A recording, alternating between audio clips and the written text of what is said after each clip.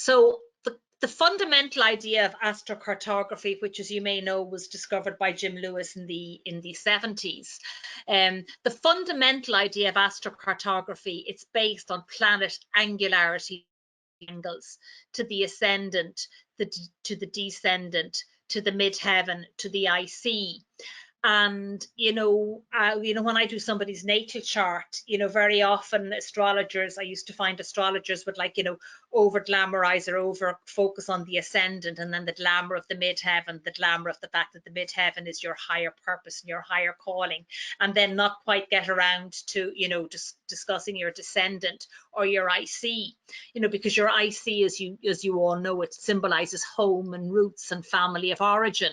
So I actually have quite a heavy IC myself. I have an angular Uranus on the IC, so it's no surprise I became an astrologer unexpectedly and out of the blue anyway. So then, the next slide, it's like when you're doing astrocartography, it references all the elements of the birth chart to a person's current place of residence. When you're doing a zodiac chart, that's your natal chart is divinatory. Your astro chart is in mundo, hence it's a physical chart. So what we're doing astrology is we're mapping a circle onto a rectangle. So the ecliptic, as you can see through the lines here, the ecliptic maps the apparent path of the sun as seen from the Earth. And when I start off by doing natal charts with people, I always explain, like, our natal chart is like it's our spiritual CV. It's like the base chart from which all the other charts are generated. And when I do charts, very often without the client knowing, I will have done their progress chart in the background, or I will have had a look at their midpoint chart. So a relocated chart, and I'll be bringing up some of the examples now when I move to the actual PowerPoint aspect of the presentation.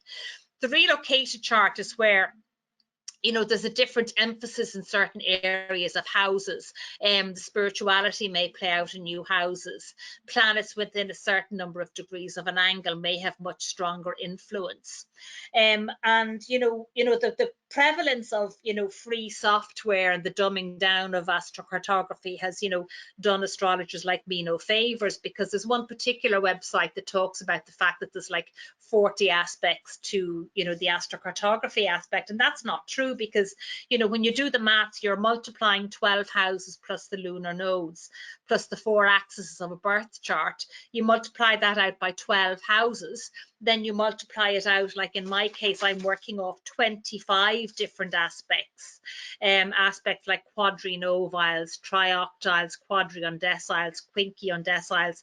So you're looking at possible planetary combinations or possible mapping combinations of over 5,000. So you'll get an idea of what I'm talking about more now when I move to actually showing the maps and generating the maps for you. So, when we're doing, the relocated chart, the relocated ascendant, as you all know, the ascendant, it's how you shine, it's how you show up in the world.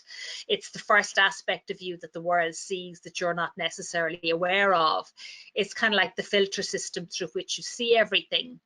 Your relocated descendant is, it's a new way of communicating with others. It's a new way of communicating with others on a one-to-one basis. And so many people refer to the descendant and or the 7th house as just being about your partner or your lover or the long-term person in your life. But it's very much all about all of your one-to-one relationships, all of your immediate one-to-one relationships, whether with family, whether with friends. I have a huge number of clients that work for themselves. So if you're self-employed, the 7th house very much represents, the one-to-one clients that you attract. Then your relocated IC, as I said, the IC is the imum coli, which symbolizes, home and roots and family of origin.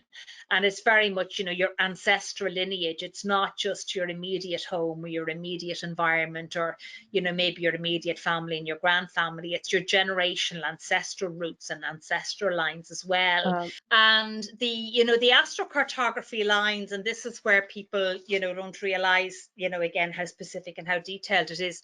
They have a radius and a sphere of influence of between 17 and 130 miles, which is a huge variation. The charts that I wanted to just discuss, because when I do astrocartography, as I said, I do the natal chart, then the relocated chart, and then the astrocartography of the chart of the person. So when we look at Prince Harry's natal chart, because they're probably one of the most famous couples that have relocated in recent years, you know, his natal chart is Capricorn rising. He's a very, very strong moon. You know, his moon is angular on the IC. It represents home and roots. His Ceres is in Taurus, you know, 25 degrees Taurus. You know, we all know he had a wound around, you know, his own home and his own upbringing and his own birth, which is symbolized by his Chiron in the 5th house. And then we bring up his relocated chart for LA. I'll just bring up Meghan Markle's chart first, her natal chart. So with Meghan Markle, you can see her natal chart, you know, that her moon is, you know, her Jupiter was very strong in the 3rd house. And, you know, when they relocated, they ended up eventually relocated back to where she was born. Because, as I said, going back to the fact that astrocartography is all about angularity, it's all about like how the planets play out against the 4 main axes of the chart, which is the ascendant, the descendant, the midheaven, and the IC. But looking at the relocated chart first is always really important, because it gives you an idea as to like what areas of the chart are going to be much more emphasized when the person moves. So, you know, we look at, you know, Harry and Meghan's natal chart, you know, side by side here. You generate the by wheel. Where are we now? You know, when we look at, you know, how their instinctive natal chart works together, and I always prefer to do, you know, these type of charts with the, you know, with people that are in a relationship, as you know, as well as synastry charts. You know, we can see, pick up on their natal chart, you know, the moon is the planet that rules her chart. You know, she's moon conjunct Jupiter, so therefore, you know, naturally very, very fertile. You know, he's got the angular moon on, you know, in the 4th house. And people tend to forget the fact that she's a good few years older than him. You know, and you know, their relocation took the world by surprise, and it was actually really fascinating, because by the time, you know, their relocation had been done and dusted, we had then moved on to, like, you know, COVID hitting the world.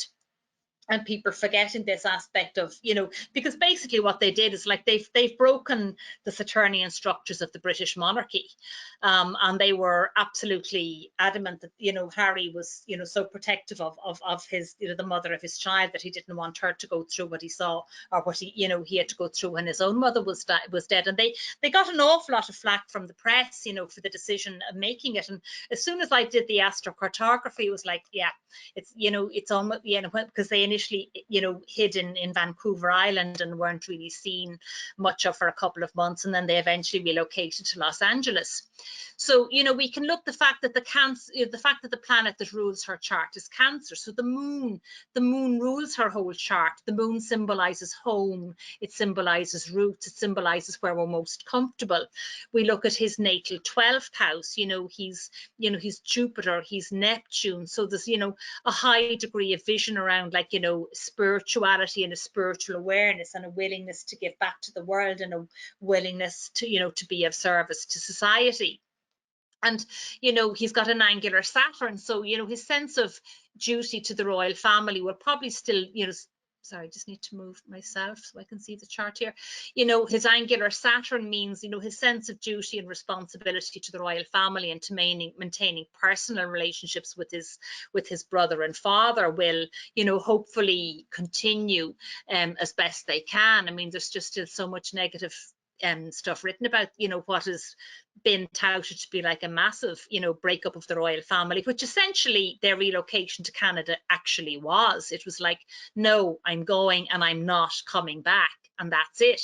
And, you know, sometimes if people have angular nodes, and it's something that, you know, may not see in, you know, in astrology books, it's like their life's journey and their life's lesson tends to be a little bit more accentuated than other people's would be.